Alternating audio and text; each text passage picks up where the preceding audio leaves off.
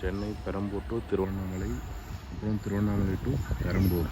வாரத்தில் 3 நாட்கள் டைரெக்டாக ட்ரெயின் இருக்குது.